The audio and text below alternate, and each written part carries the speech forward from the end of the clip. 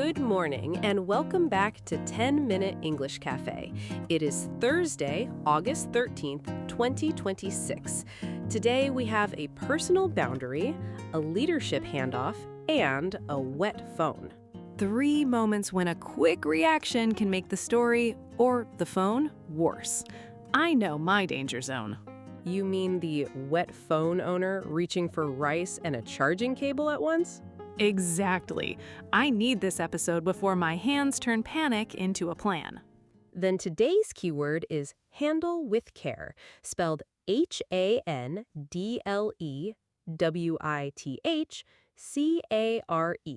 I like it. It says, choose your first move carefully, not freeze forever. Good distinction. The phrase fits objects, changes, and sensitive conversations that deserve thoughtful treatment. So, slower hands and a fully awake brain. My coffee is helping with the second part. First, Ariana Grande explains her plan to step back from public visibility after her tour. People can hear step back and sprint toward a much bigger conclusion. Next, Google DeepMind changes who leads daily operations and who focuses on long-term research. An organization chart looks tidy, but each box can carry a very different job. Finally, we follow manufacturer-bounded guidance for a smartphone that gets wet. That is where my emergency rice plan gets removed from the table. If you are new here, we turn real news into natural English conversation every day, with language for responding clearly without racing past the facts. If that helps your listening, please subscribe and spend the next 10 minutes with us. Coffee ready, panic lowered, let's handle today's stories with care. AP reported that Ariana Grande said at a Chicago show she plans to step back from public visibility after the Eternal Sunshine Tour. She said the choice was considered, not reactive or impulsive. That sounds like closing a door gently, not slamming it. Her description matters as much as the choice. I agree. Her wording describes a decision considered in advance, not a sudden response. If I leave one group chat for an afternoon, someone asks whether I am moving to the mountains. Your friends move quickly. Your example shows why step back does not reveal every reason or a fixed timeline. Right. Less visibility is not an invitation to fill the quiet space with drama. Exactly. AP attributed that explanation to her, while another report described the post-tour plan as reduced visibility. So say, she described a considered decision, not, I solved the mystery of her future. That works. We can report her words without turning our interpretation into fact. Public visibility also sounds like a boundary. Seeing less of someone does not give us the rest of the story. Well put. We know the post-tour plan and how she described the choice. The rest remains open. We often treat speed like proof. A quiet decision may have been forming long before anyone heard it. Yes, not impulsive keeps us close to her point. The choice was not sudden or thoughtless. I will use that for a second pastry. I have considered it carefully since entering the cafe. Your timeline is impressively short, but at least you stated it clearly. Thank you. I'm practicing responsible pastry communication. For sensitive news, precise verbs such as said, explained, and plans to step back protect the facts. Retire would paint a much larger picture than the one she gave us. Right. We can respect a public boundary, a considered choice, and future details left open. That feels calm. No guessing contest or dramatic countdown, just listening to what was said. Here, handle with care means respecting both the statement and the space around it. Read the words that are there. Do not add a secret paragraph in your head. Google DeepMind has changed its leadership structure. Demis Hassabis is leaving daily operations to focus on long-term research, while Koray Kavukcuoglu becomes the senior vice president leading the organization. That is a real handoff, not a new email signature. Daily decisions and long-range research go to different hands. Exactly. The confirmed change separates daily leadership from longer-term scientific work. My brain wants 2 office arrows, questions for today and questions about the future. That picture helps. One executive takes operational leadership, while the other moves toward the longer research horizon. The verbs matter. Lead, shift, and focus tell us more than a noisy headline. They do. A role shift describes changing responsibilities or focus while someone remains connected to the organization. Like moving from running today's cafe floor to planning its future. Same building, different questions. That comparison fits. The reports confirm the split in focus without telling us a hidden motive. A clear handoff should answer, who handles this now? Otherwise, one problem visits 3 inboxes. You found its practical value. A leadership handoff names where a defined responsibility moves. The story also includes another departure. Jeff Dean is leaving with colleagues, right?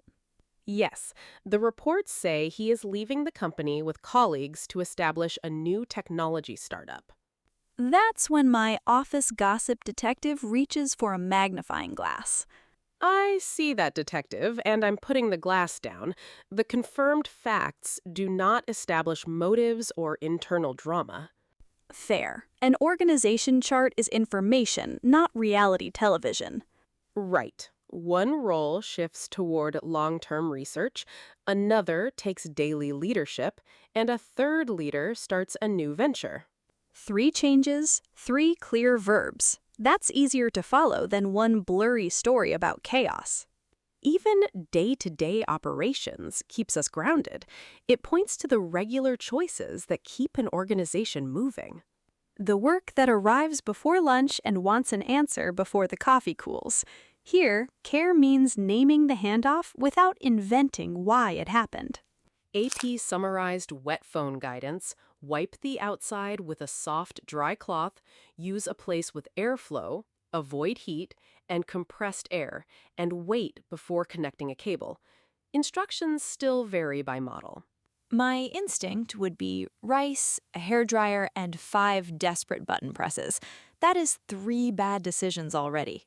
Your panic plan is energetic, but the guidance points the other way. Less heat, less improvising, more drying time. Emotionally, that is hard. 10 quiet minutes beside a wet phone feel like a full television season. I understand. Apple says not to connect a cable while the connector is wet. Wait until the phone and cable are dry. So checking whether it charges may add another problem. That is a cruel little trap. Exactly. Wipe the exterior gently, leave the phone in a dry place with airflow, and do not force the process with heat. Airflow, not a hairdryer storm. My bathroom styling tools are off the rescue team. Good call. Apple and Samsung advise against heat, and the AP guidance also says to avoid compressed air. What about the famous rice method? That idea has lived in our heads for years. Apple warns that small rice particles may damage an iPhone placed in rice. Then rice belongs beside dinner, not beside the charging port. Easy to remember. Very easy. We must not turn one company's instructions into a promise for every model, liquid, or level of exposure. Right, a few drops and deep water are not automatically the same situation. Exactly. Follow the manufacturer's guidance for that model. If problems remain after drying, contact support or a service center. Less magical, but more honest. I would rather hear, check your model, than a confident answer that ruins it. That is the heart of handle with care. A limited advice can still help. Limited advice is a small umbrella. It cannot stop the storm, but it can guide your next step. I like that. Here, the next step is gentle drying and patience, not heat, compressed air, rice, or an immediate cable. My phone can rest in open air while I pace nearby, hands safely occupied by making coffee. Which story gave you the strongest urge to slow down before reacting? The wet phone. My hands would move before my brain finished the warning. That is why today's key word was handle with care. it guided 3 very different first moves. With Ariana Grande's statement, care meant hearing step back without enlarging the claim.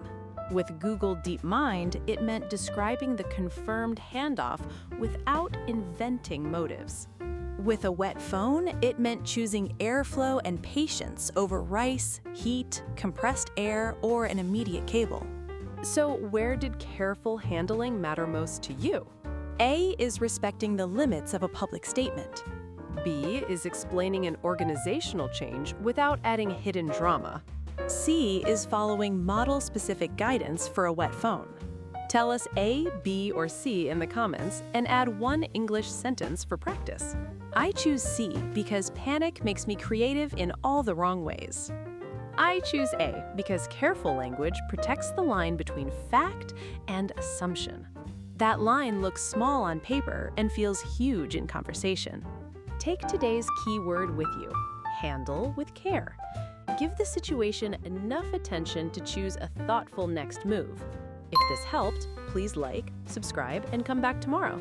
No freezing, no guessing, and no cooking your phone with a hairdryer. Have a calm Thursday and give your first reaction 1 extra second.